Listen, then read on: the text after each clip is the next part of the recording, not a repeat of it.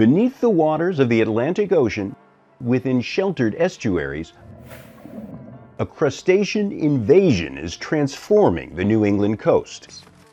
They eat tons and tons of the shellfish. Here in Maine, we have soft-shell clams, which was, historically speaking, I think Maine's second largest fishery. They're horribly invasive, and you find them on just about every continent. As warming waters drive Maine's iconic lobsters northward, invasive European green crabs are filling the gap, surging in number and devouring the region's mussels, scallops, and clams. Every fisherman on the East Coast knows the feeling. The net comes up heavy, but instead of clams or lobsters, it's crawling with green crabs. These invaders have turned once rich fishing grounds into battle zones, outlasting every trap and barrier we've set. They've adapted to waters from icy Maine to warm California, thriving in conditions that kill most shellfish.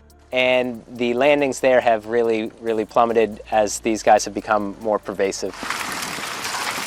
To get to their prey, the teeming mass of green dig and snip through a life-sustaining ecosystem. So restaurants such as the Black Trumpet buy the molting ones and serve them up whole as fried soft-shell crabs. You crunch them like basically popcorn, and you can season them with anything you want. And it blew my mind. Mike Macy and a handful of entrepreneurial New Englanders say at least part of the solution amounts to poetic justice, eating the invaders. At just a few centimeters across, green crabs are too small to pick for meat. Stay with me, because once you learn their 3 biological tricks, you'll see why no net or season can stop them, yet. Quick favor before we move on.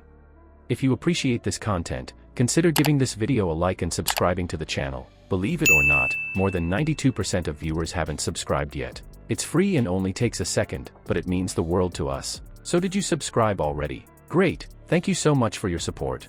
Now back to the video. At the Tamworth Distillery in rural New Hampshire, Will Robinson is pouring Crab Trapper whiskey at $65 a bottle. Really?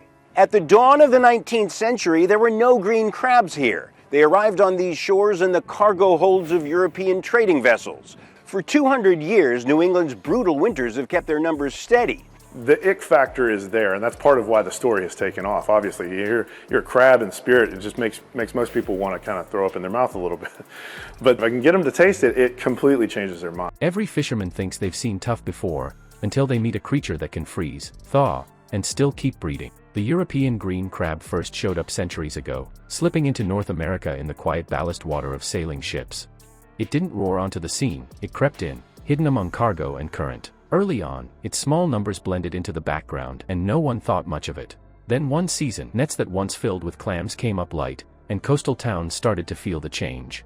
These crabs thrive where few others can. They handle both the salt of open bays and the mixed waters of estuaries. There's about as many green crabs that you can imagine as the stars in the in the heavens, really. It's impossible. Just to give you an idea of the numbers we have, you take one female, she can produce 180,000 eggs in one clutch, and sometimes they have 2 clutches a year. But now, with global warming, water temperatures have risen and grown more hospitable, and their numbers have grown out of control.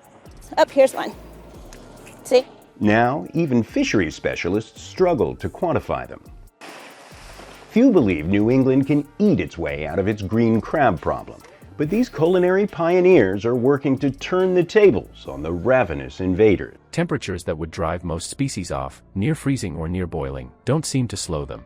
This tolerance gives them access to nearly every inlet along the coast. Cold one week, warm the next, still fine for them. That's the first clue to how they've managed to spread so far.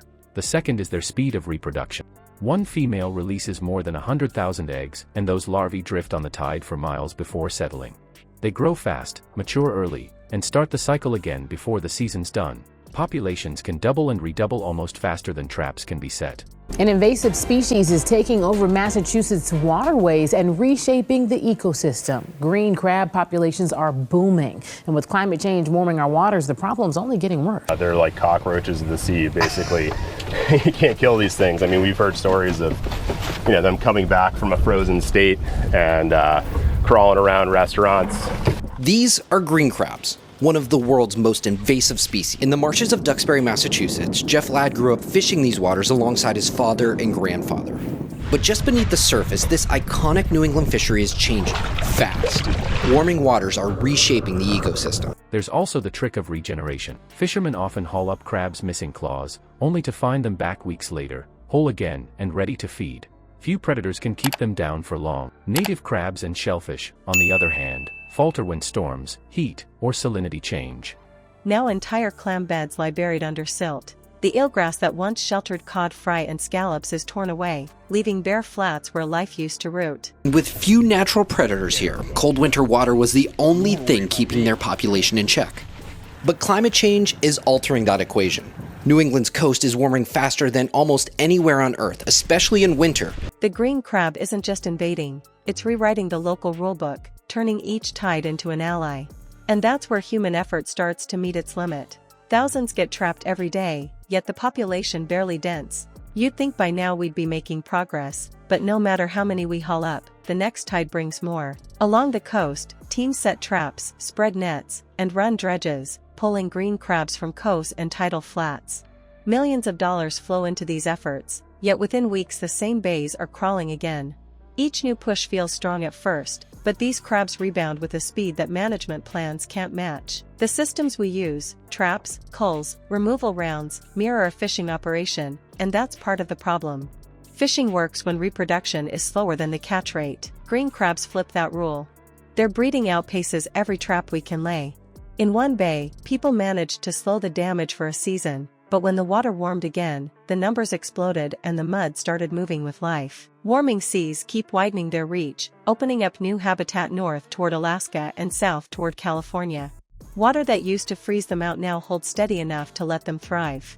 That shift spreads the harm far beyond the old hot spots. The impacts roll through coastal towns, clamming grounds fade, shellfish harvests fall, and longtime fisheries close their doors. Families who built their year around the tides now stand over empty flats. Many fishermen call it a war they can't win. One said, "We can't catch enough," not in anger, but in the tone of someone worn down by endless labor.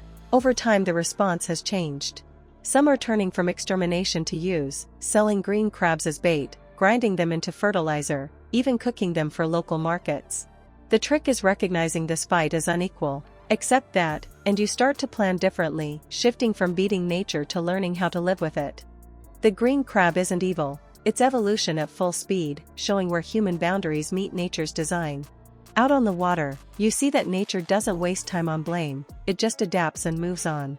These crabs remind us that survival belongs to what adjusts fastest, not what fights hardest. Instead of seeing them as enemies, start seeing them as tests of our own creativity. Use, manage, and learn from them. The trick is to meet resilience with resilience. Stay curious, stay working, and keep looking for better ways to live with the tides that shape our future.